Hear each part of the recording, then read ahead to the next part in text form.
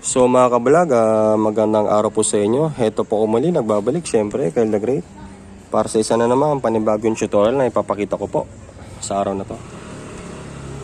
So mga kabalag, sa araw na to ipapakita ko po kung paano magpalit ng rear sprocket ng Yamaha STX 125 motorcycle old model. Yan po. So ito pong sprocket na to, itong rear sprocket, papalitan ko na po ng panibago mga ka-vlog. So at the same time, kinalso ko na yan, inangat ko na yung gulong para dito sa likod. Okay. So of course, pagpalit ng rear sprocket mga ka-vlog, as usual, magpo-provide po tayo ng tools at gamit na kailangan.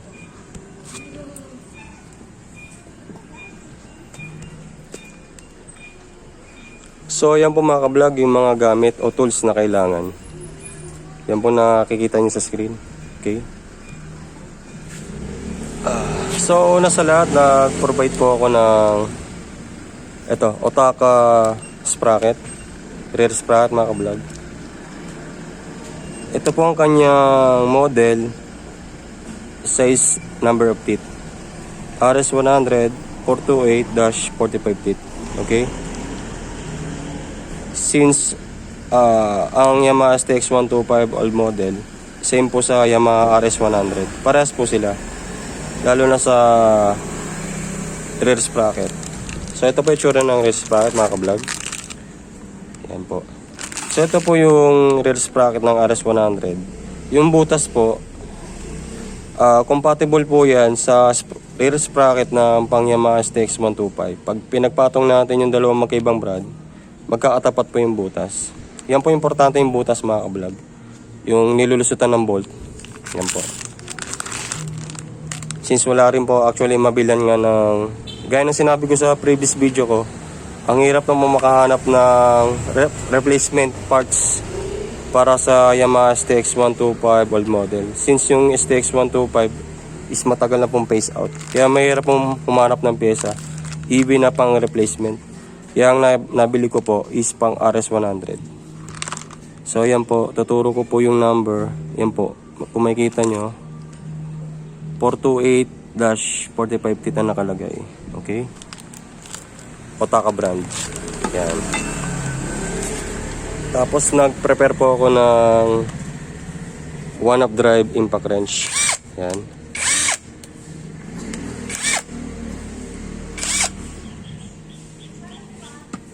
Tapos nag-provide po ako ng 1-up drive socket. 13mm po ang kanyang size mga ka-vlog. Yan po. Tapos yan po yung iba pang mga gamit na kailangan.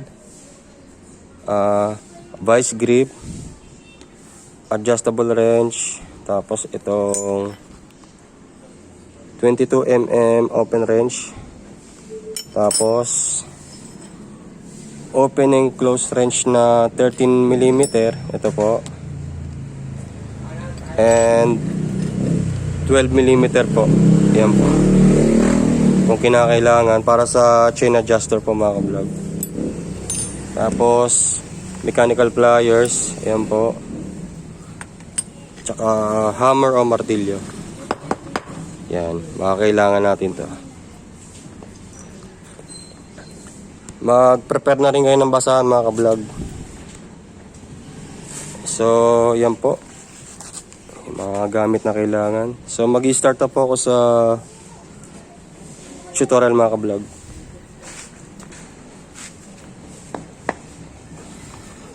Yan.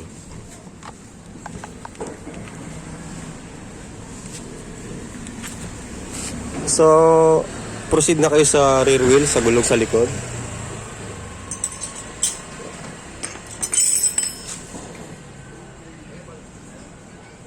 I-prepare nyo na yung dapat i-prepare mga ka-vlog.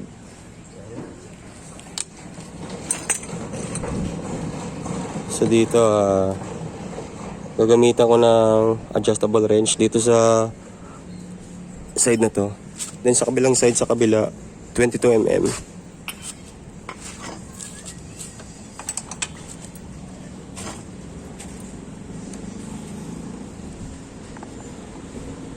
So pwede nyo pigilan na lang dito sa adjustable wrench. Then sa kabilang side, kahit yun na lang po yung galawin ninyo. So as usual mga ka-vlog, ang pag-release ng nut dun sa kabilang side is counterclockwise sa pakaliwa.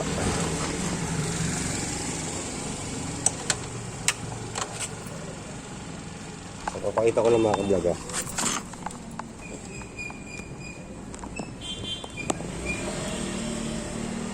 So anyways mga ka-vlog, dito pala may kulang na pyesa rito sa side na to. Dito sa brake panel o rear drum brake, wala po yung kanyang bakal dito. Then yung pyesa ng brake rod, inalis ko muna mga ka-vlog. Tinanggal ko muna yung brake shoe dito sa likod ng dito sa part na to, sa rear wheel. Wala po yung kanyang brake shoe. Kaya tinanggal ko muna yung mga pyesa na wala rito. Wala yung kanyang brake arm. So ito yung nut mga ka-vlog. Inire-release ko na counterclockwise sa pakaliwa. Yan. Ganyan lang ang pagtanggal. Combo naman yan, madali lang mga ka-vlog. Yan. So ito na po yung 22mm nut dito sa axle ng rear wheel. So tinanggal ko na mga ka-vlog.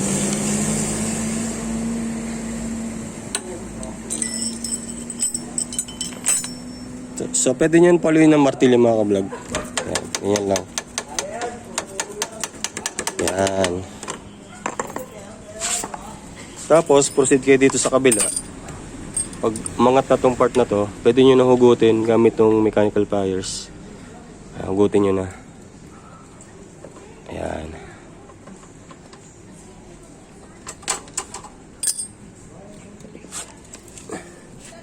Tapos pwede nyo nang alisin yung mga pyesa rito. Ito. Yung mga extra washer. Yung spacer bushing na yun yung tinuturo ko. Tapos itong brake panel. So yan po kung makikita nyo. Yan. Wala po yung kanyang brake shoe. Yung brake arm tsaka yung shafting niya, tinanggal ko muna. Yung bolt, kasi nga wala muna yung bakal, inalis ko muna. Tapos yan. So hugutin natin yung rear wheel axle na yan. Ito, dito. Hilahin natin.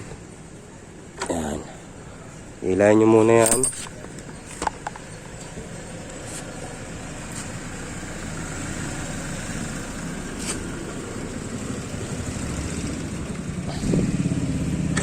Yan. So pwede nyong lagyan ulit ng langis ng mga ka-vlog, multipurpose oil o engine oil mga ka-vlog, pwede po. Set aside muna natin to.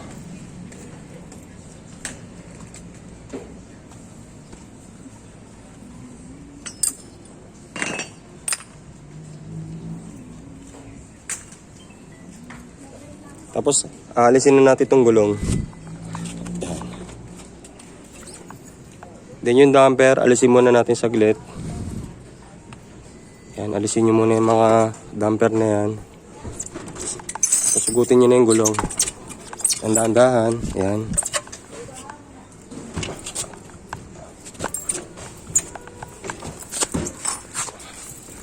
Sapatan nyo muna rito. Yan. Tapos proceed kayo rito sa sprocket, tsaka sa sprocket hub. Alisin nyo naman yan. Just in case na hindi maikot tong nut, ito. Yung nut na yan, mga ka-vlog. Kontrahin nyo rito. Ito. Itong shafting ng sprocket hub, pwede nyo kontrahin gamit ang vice grip. Pigilin nyo kung kinakailangan, tapos iikot nyo to. Kapag sumasabay yung shafting na to sa pag-ikot ng nut na to, gamit ang adjustable wrench. Okay. So susubukan ko muna yung adjustable wrench. I-release natin itong nut na to. Yan. So as usual mga ka-vlog, counterclockwise ang pag-release o pakaliwa. Yan. So yan naman, medyo malambot siya. Yan. So naiikot siya mga ka-vlog.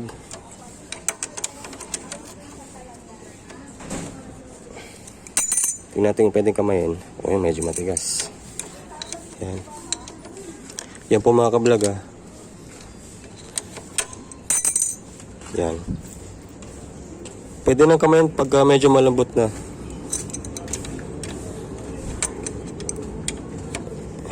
Yan, medyo sumasabay po yung shafting ng sprocket hub mga kablog. Yung iba ang tawag dito sa pinaglalagyan na ng rear sprocket na to is clutch hub. So para sa akin mas magandang tawagin siya properly sprocket hub para sa akin kaysa sa tinatawag nilang clutch hub. Actually nasa parts catalog din yung clutch hub naka-label po siya. Yan. So yan po. Ayan, na-release ko na po yung nut na to. Check nyo na rin yung thread kung okay pa mga kablog. Yung thread life niya kung okay pa. So okay naman. Hindi siya lost thread. Set aside natin to. Tapos sagutin natin yung shafting. Pwede na sigurong hilahin kasi nga tanggal na yung kanyang nut.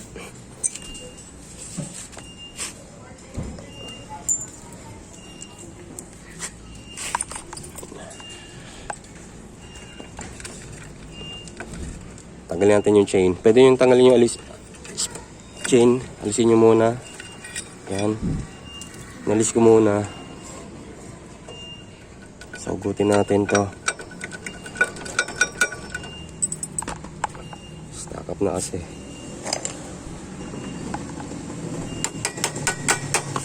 Yan. So yan po.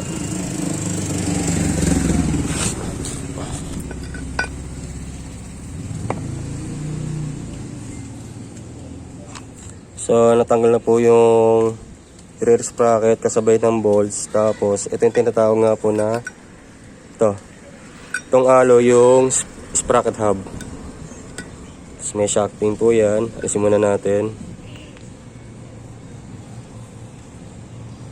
Sa mga kablog may bearing yan sa loob 6004 ang bearing size nito sa loob.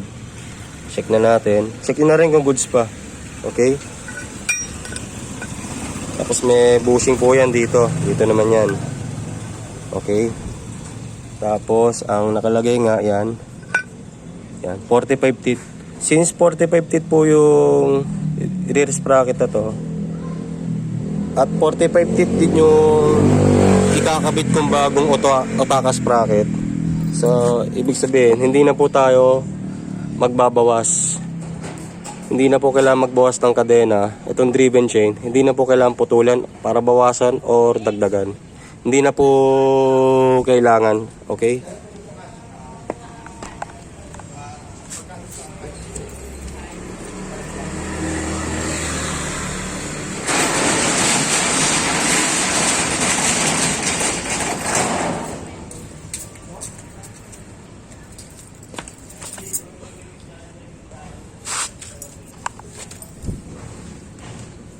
Pag naalis nyo na ito mga kablog, para palitan to at tanggalin yung mga bolts na yan, ipapatong nyo rito.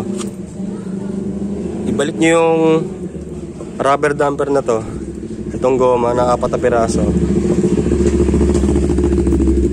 Okay, yan po yung gagawin ninyo pagkatapos ipepeste nyo itong gulong, itong rear wheel ng ganyan nakapatong, tapos merong rubber damper. Then ipatong nyo to. Ito mismo ang hawak ko. Ilusot nyo dyan. Para pag magtatanggal kayo ng bolt, magpapalit kayo ng bagong rear sprocket, hindi mahirap. Yan. May nakakontra sa loob na goma. Okay?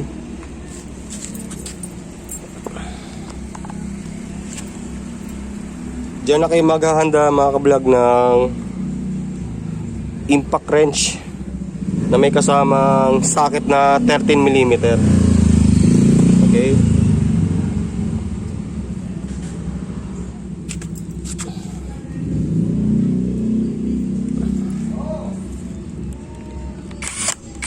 I-set nyo sa sa reverse o pagtanggal. Yan. I-reverse niya yung mode. Tapos, ito, yung 13mm one-up drive socket. Ilagay nyo rito.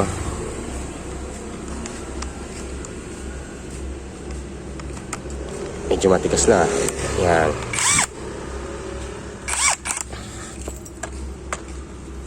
So, proceed na kayo sa bolts ng sprocket para alisin. Okay.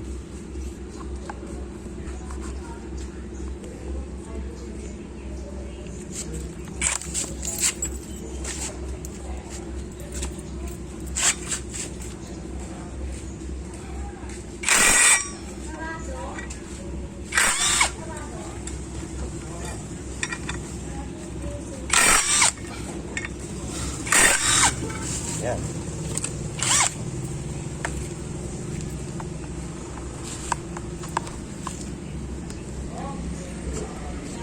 Tapos kamay nyo na mga ka-vlog. Yan. Check yung mga pyesa mga ka-vlog ha. Dapat kabisado nyo kung ilan yung washer na nakalagay at huwag nyo wawala. So dalawa. Patungin mo na dyan. Ito. Yan po. Dagalawang washer po yan. Flat washer stainless. Yan. Isin nyo na. Ilayan nyo na to. Pwede naman sabay. Ito. Matigas pa.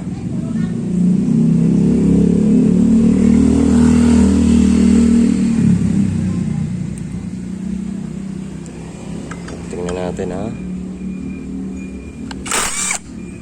Yan.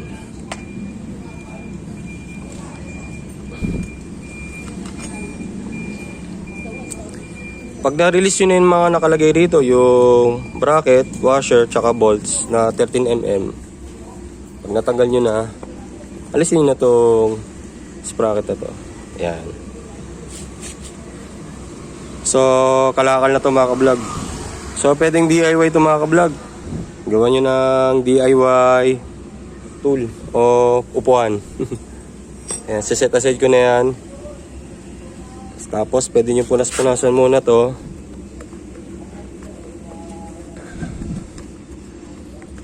So, papaalala ko mga ka-vlog, bago kayo maglagay ng panibagong sprocket o rear sprocket dito sa sprocket hub, silipin nyo muna sa ilalim, sa kabilang side. Yan o. Diba? Kung nakikita nyo, meron natanggal na oval shape na nut. Hindi po dapat mawala yan o malaglag pag nandito na yan. Kasi maglalagay kayo dyan ng tornilyo. Konektado dito yan. Okay? So, prepare ko muna yung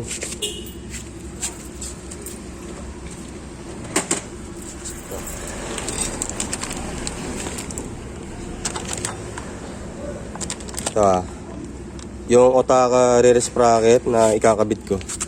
I-unpack natin mga ka-vlog.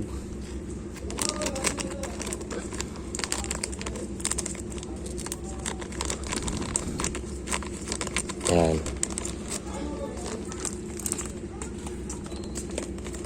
So, ayan po. Yan. So, about sa position na facing niya. Actually, kahit alin dito yung iharap niya. Pag ipapatong nyo. Halimbawa, ganyan. Yan o. Kung ganito nakaharap, kung yan, nakabungad yung brand, yung Otaka, yung ukit niya. Yan. Yan. Tapos yung size number of teeth, yan. So, ito po yung ibabaw ko. Depende na po sa inyo. Kung ganito o pag ganito. Okay?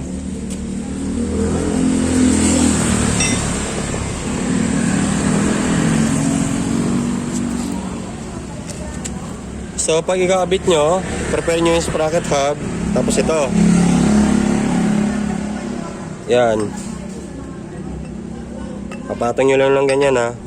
Yung butas ng sprocket na yan, itatapat nyo sa butas ng sprocket hub. Ipa-properly align nyo yan mga ka-vlog. Ayan.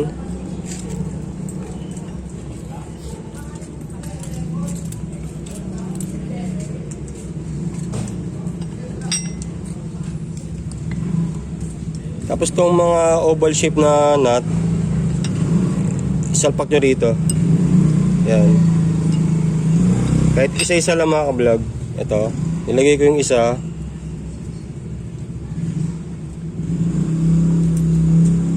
Tapos ihanda nyo yung isang bolt na merong dalawang washer, tapos tong bracket. Kung saan yung may oval shape na nut, ilagay nyo na to. Okay. Pwedeng kamayin mga ka-vlog. Yan, ganyan nyo muna. Ayan o. Kakamayin nyo muna. Yan. Ikot nyo clockwise o pakanan. Yan. Ganyan lang muna gagawin ninyo para di kayo mahirapan. Kasi kung sabay-sabay, pwedeng malaglag ulit yung oval shape nut. Yan. Yan o. Medyo nakakapit na, di ba? Yan. Yan po. Huwag nyo muna higpitan masyado mga ka-vlog kasi hindi pa nalalagay lahat yung bolt. Gamitan nyo muna ng 13mm open wrench. Ikot nyo pa kanan ng dahan-dahan. Yan. Para lang mas kumapit.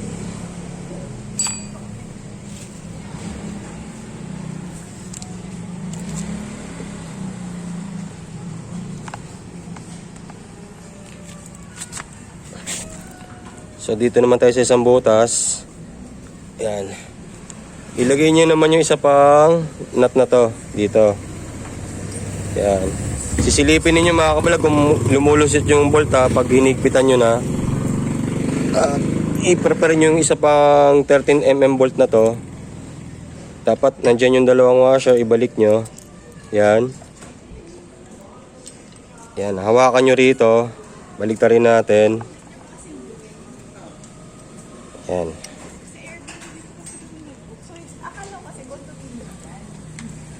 Tutok nyo sa butas Kamayin nyo muna mga ka-vlog. Pwede naman yan Tapos ikot nyo ulit clockwise o pakanan. Yan tignan natin sa kabilang side Yan diba nakita nyo umiikot. Tapos gamitan ulit natin ng 13mm wrench. Yan ikot natin Yan Kung makikita nyo, umiikot yung kabilang dulo ng bolt habang inigpitan ko. Yan. Yan, okay. So, nailagay na yung dalawang bolt kasama yung nut.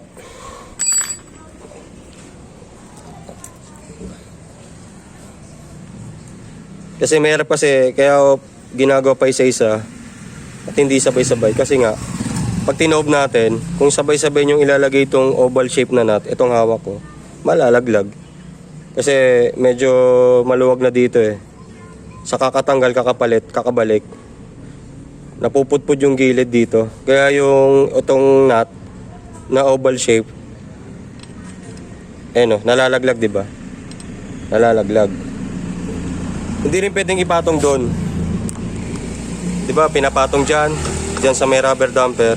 Malalaglag pa rin. Kagaya niyan, kanina pagbunot ko nung sprocket hub, nakita nyo yung 4 nakapwesto. Nalaglag siya.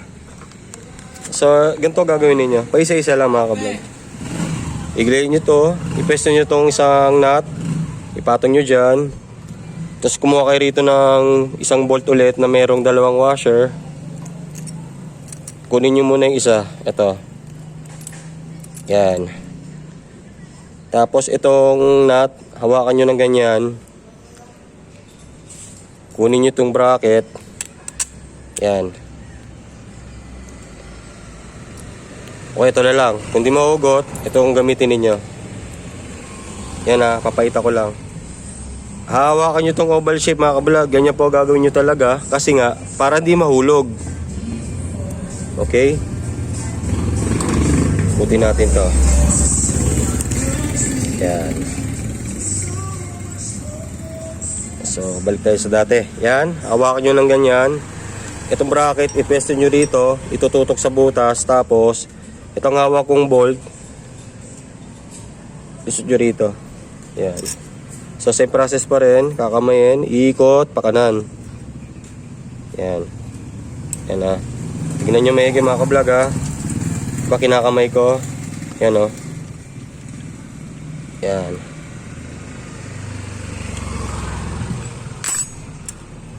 So pagkapit na siya mga ka-vlog, itong natitirang oval shape na nut, ilagay nyo na rito sa isa pang natitirang slot o bakante. Ito, dito. Hawakan nyo ulit. Tapos, yung natitirang 13mm bolt na mayroong dalawang washer. So again, ilagay nyo na dito sa isa pang butas. Yan. Yan. Tapos ikot nyo na. Pakanan o clockwise. Ikot nyo lang. Yan. So ayan, di nakakapit na yung oval shape ng mga nut dito sa mga bolts na to. Naka-thread na siya. So hindi na siya mahuhulog, hindi na siya malalaglag. Yan, di ba? Hindi nalalaglag. Yan, nandiyan pa rin. Yung apat na yan. Kaya kailangan kakamayin nyo muna at isa-isa lang paglalagay.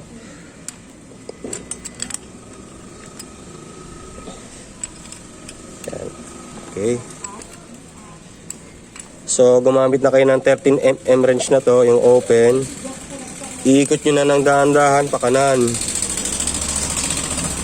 Yung mismong head ng bolt na to. Yan. Ikot nyo pa kanan o clockwise. Yan.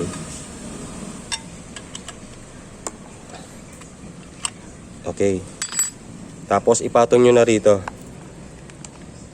Yan. Diba? Pwede nyo lang gamitan ulit ng, depende na po sa inyo, gamitan nyo ng impact wrench ulit. Kasama yung 13mm socket. Higpitan nyo naman siya. Sa impact wrench lang mga ka-vlog, dahil mahirap tansyahin yung proper torque nya, dapat dahan-dahan lang. Kung gusto nyo mas tansyado yung pagigpit, open wrench na lang na 13mm ang gamitin niyo. Depende na po sa inyo. So, set ko naman tong impact wrench pa higpit o forward. Tapos, ang paghigpit mga ka-vlog, syempre clockwise, tapos criss-cross pattern.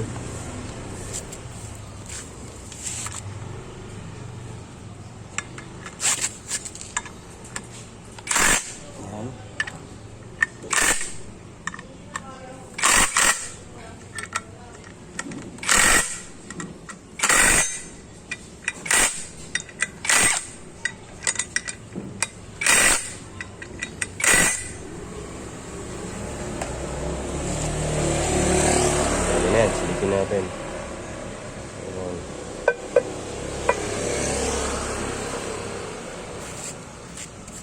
Pagkatapos mga ka-vlog, proceed na kayo dito sa swing arm. Yan. Ibalik nyo na yung sprocket hub. Yan. Mabalik nyo na yan. Kasama yung bagong sprocket.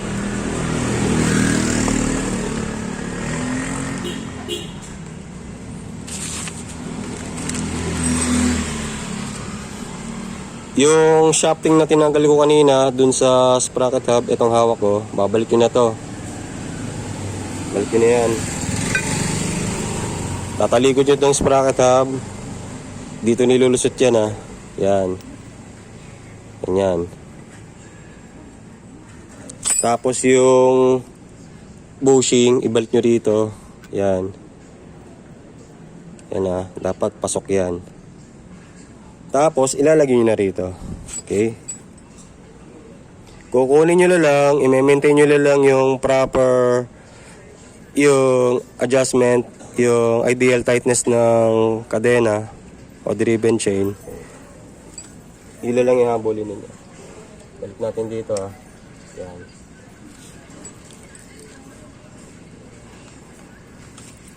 Yan po. Ang paglusot, ulitin ko ha. Yan. Close up natin. Ganyan lang. Yan. Okay.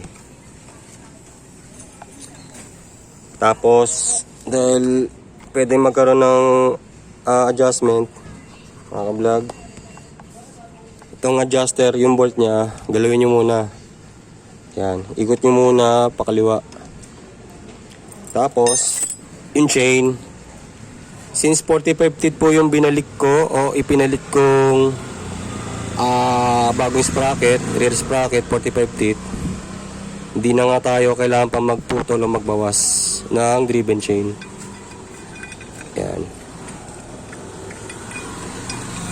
check natin ha. Yan. Yan, ganyan lang. Pag lumusot, balik nyo lang ulit. Yan. Ganyan lang.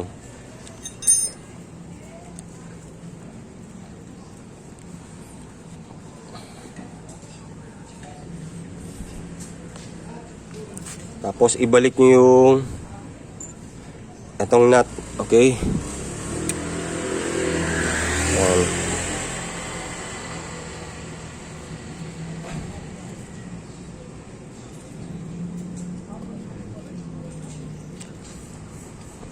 Ulitin ko, pag to sumasabay itong shafting ng sprocket hub sa pagigpit nitong nut, pag-ikot pa kanan, dun sa kabilang side na tinuro ko kanina, kukontrain nyo po, gagamitan nyo po ng vice grip. Since yun po ay bilog, hindi po siya mapipigilan ng katala o adjustable wrench. Okay? Ikot muna natin. Yan.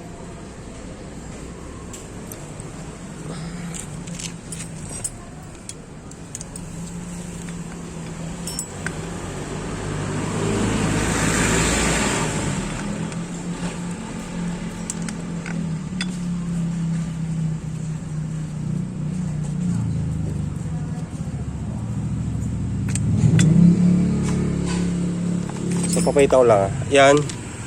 Kung sakaling sumasabay yung shafting ng sprocket hub, gamitan nyo ng vice grip na to. Yan. Kukontrain nyo lang, okay? Yan.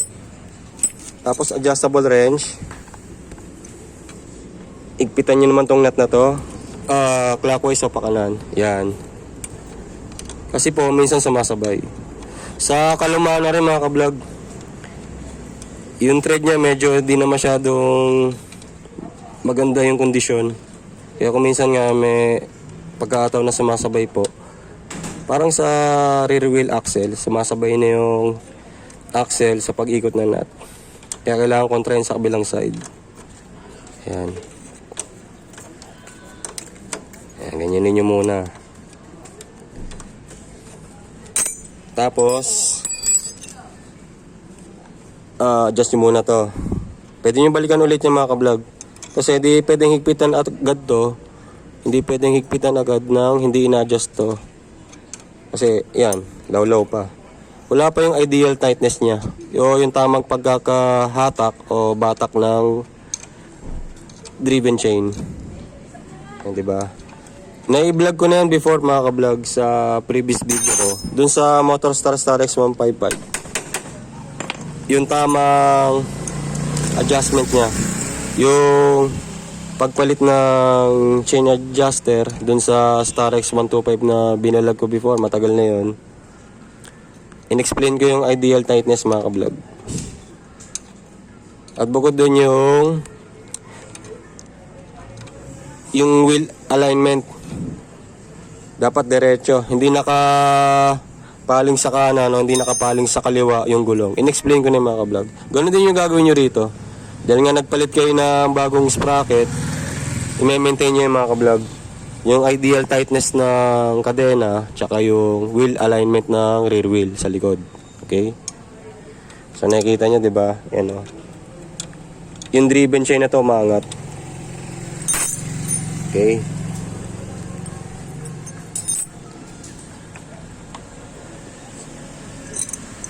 Ikot nyo yan.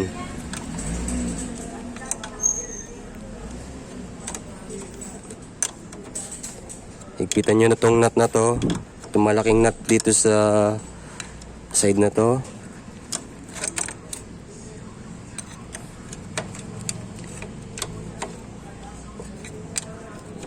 Yan. Pag sa tingin nyo okay na, yan yung ideal tightness, medyo malaki pa yung kanyang play tsaka clearance. Higpitan nyo pa na konti. Yan. Yan o, diba? Gumagalaw. Kung titingin nyo maigi yung chain na to, yan, gumagalaw po yan. Umangat. Kasi, yan o, bumabatak siya pa unti-unti. Gawa nitong adjuster. Kasi inigpitan natin. Habang inigpitan to, umihila yan. Humihila, umuurong. Yan. Yan. Ganoon pa yung gagawin ninyo about sa adjustment ng driven chain. Yung tamang batak, tamang higpit. Yan. Yan.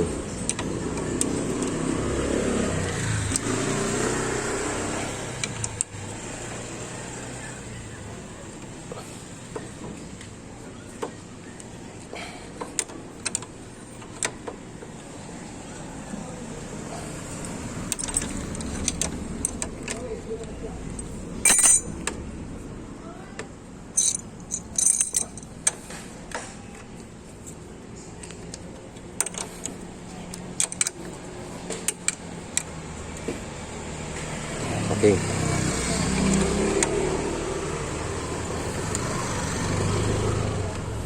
Yan.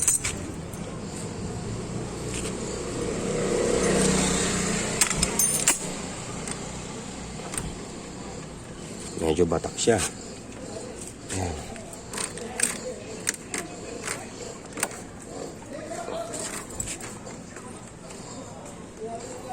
Pag medyo persado, balik natin. Para lang makita nyo mga kabalag kung paano yung nag-adjust ito.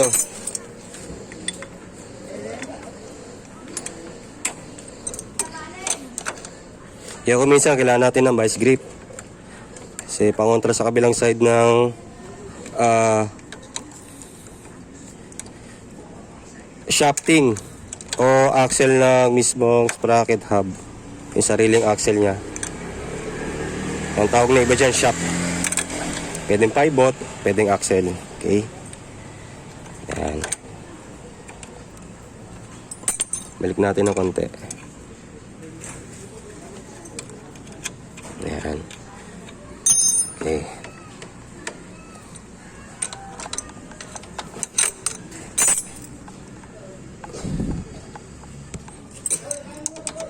Sigpitan ko na mga kalab. Sigpitan ko na to. Ayan.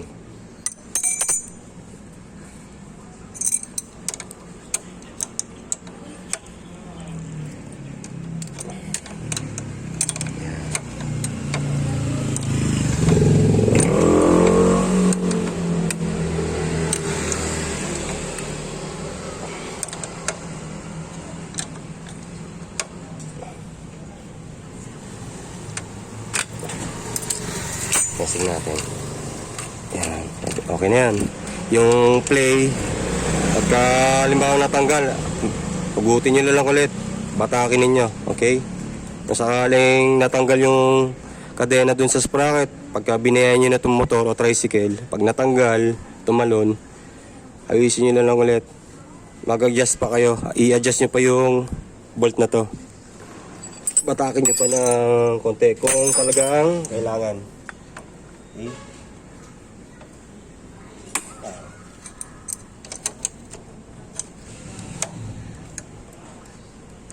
Hindi pa natin para makita nyo. Yan.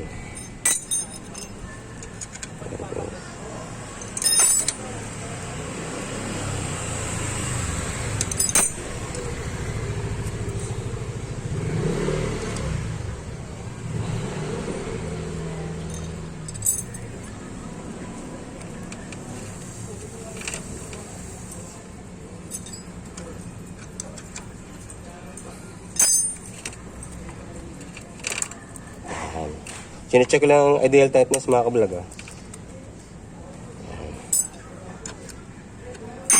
So, ayan. Pinal na yan mga kablog. Higpitan ko na. Para matapos na tayo.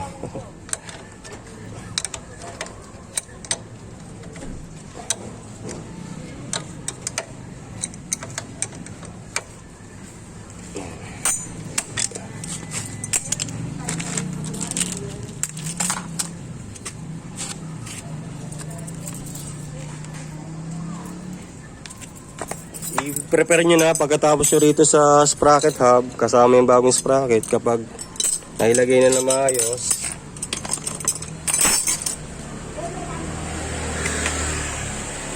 Ilagay nyo na yung gulong. Tapos yung axle ng rear wheel, ito, pwede nyo lang isang pa ulit.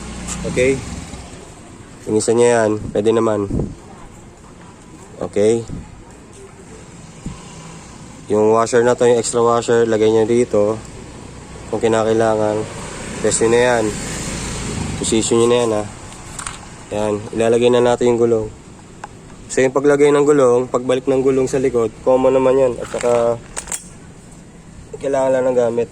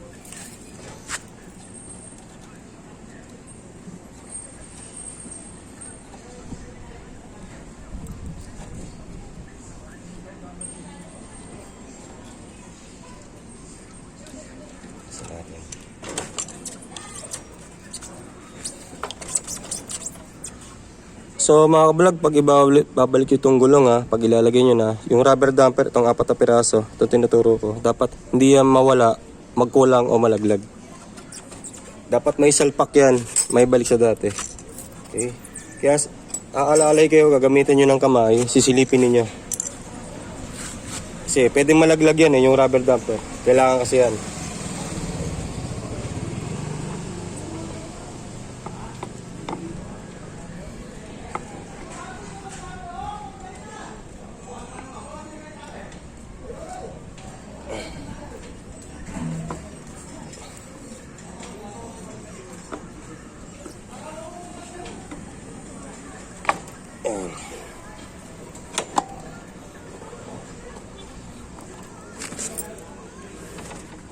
Medyo nag-mintis. Taas natin yung gulong. Yan.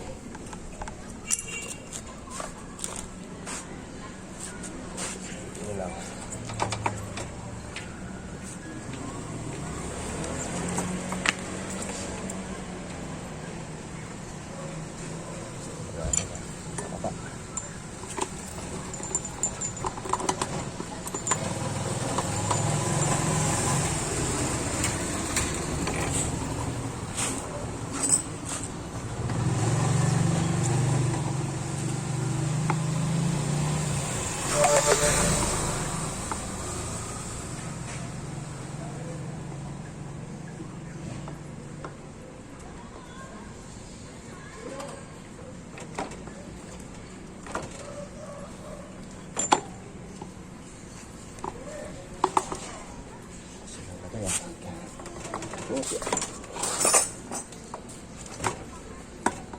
Lumalaban. Yan.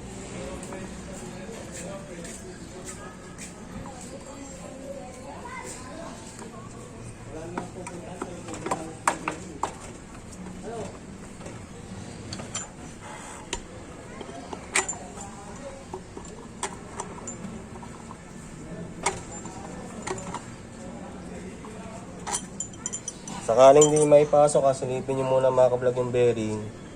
Tsaka itong spacer sa loob. Yung spacer sa loob ng rear hub. Minsan gumagalaw po yan. Kaya minsan hindi mailagay yung axle na to ng diretso tsaka maayos.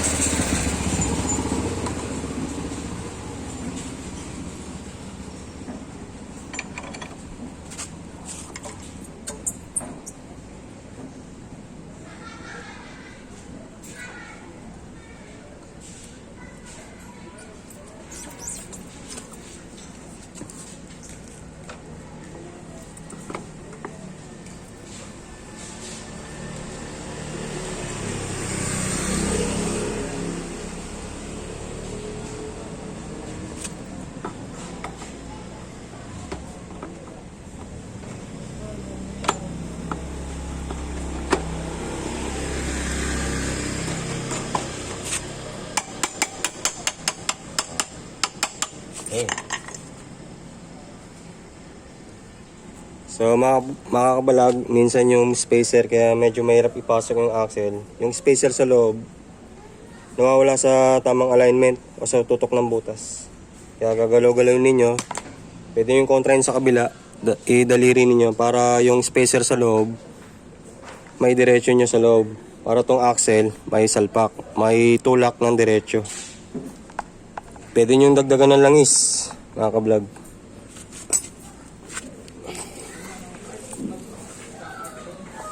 Itong washer, ilagay nyo rito. Kailangan natin ng extra washer dito. Yan.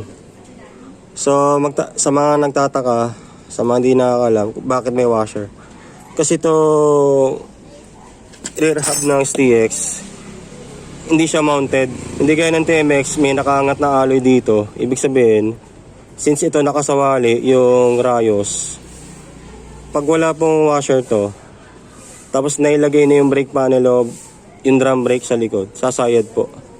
Kaya po may washer yun para umangat ng konti yung drum brake o brake panel. Ito. So tingnan natin ha, babalik ko para maintindihan ninyo. Pag yung may washer sa loob at pinatong yun na to na maayos ha, yan o, diba? Merong space, may gatla, nakaangat siya ng konti. So pag iikot syempre yung gulong, hindi kakaskas dito. Sa STX yun tsaka sa RS, kasi hindi gaya ng TMX o Motorstar o Rusi, merong extra space, nakaangat ng konti yung sa rear hub ng TMX. Kaya hindi kailangan ng washer sa loob, hindi yung sasayad. Unlike dito sa STX o RS, kailangan. Kasi flatten po ito. Pag nakasawali ng ganyan ng rayos, yung tinatawag na sawali, sasayad po ang rayos na to. Yan. Dito sa side sa loob, itong kinakapa ng aking lalaki, sasayad po yan. Kaya, kailangan po ng washer sa loob. Sisilipin nyo rin yan every time na nagpapalit kayo ng bearing, ibabalik nyo sprocket, sisilipin nyo yan pag magbabalik kayo. Kasi baka nalaglag o nahulog. Balik natin.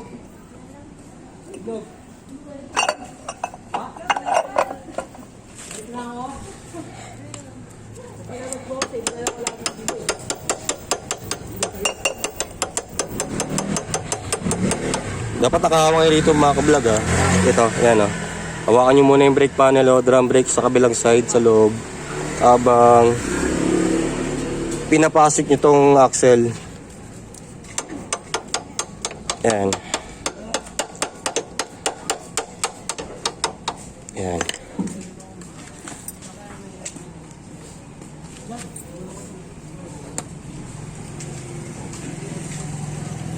So ibabalik na natin itong mga pyesa mga kablog dun sa loob.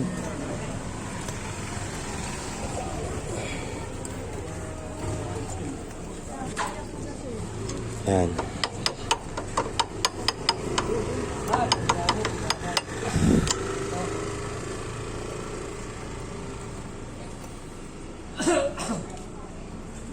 Walang tao sa bahay eh.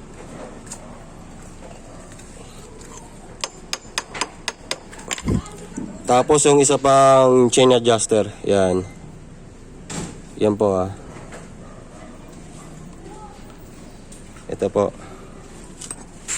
So papakita ko lang.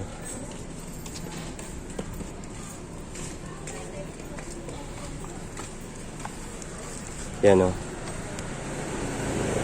Yan po na ibalik na yung mga pyesa. Tsaka to. Susunod nyo to.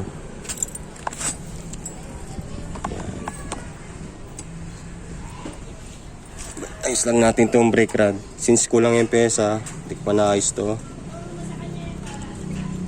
Muna natin. Yan o, para makita nyo ha.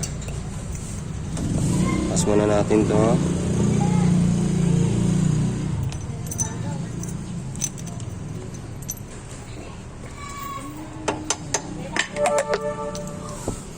Yan.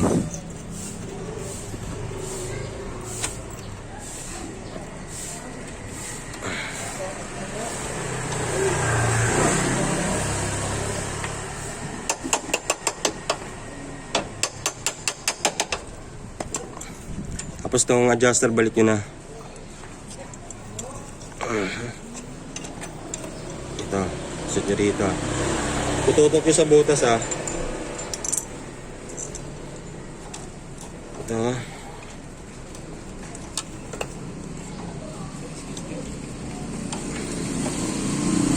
Yan.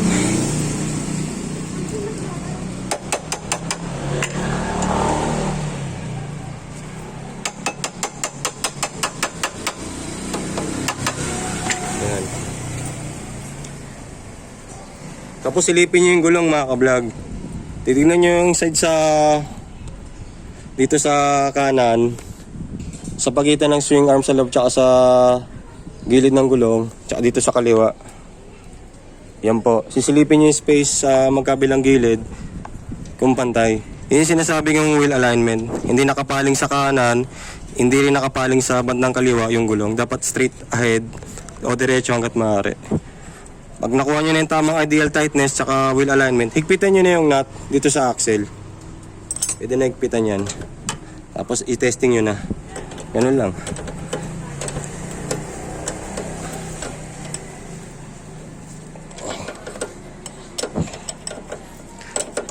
So sa mga nanood ngayon, sa mga nakapanood, maraming salamat po sa inyo sa panonood ng aking tutorial na to. Yung pagpalit ng rear sprocket ng Yamaha STX125 motorcycle. Sa mga di pa nagsasubscribe, makisipag-subscribe na kayo sa aking YouTube channel, Kyle the Great. Search nyo lang, then hit nyo lang yung notification bell para sa updates. Yan. So testingin natin.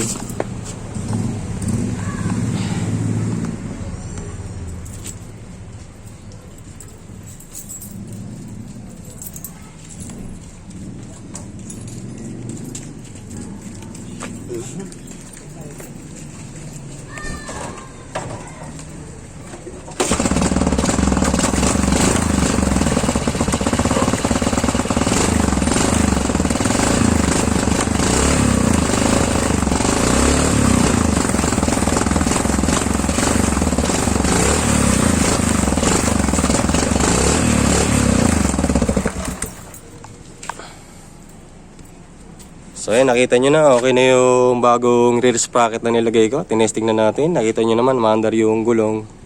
Okay naman siya. Yan po. So God bless us all.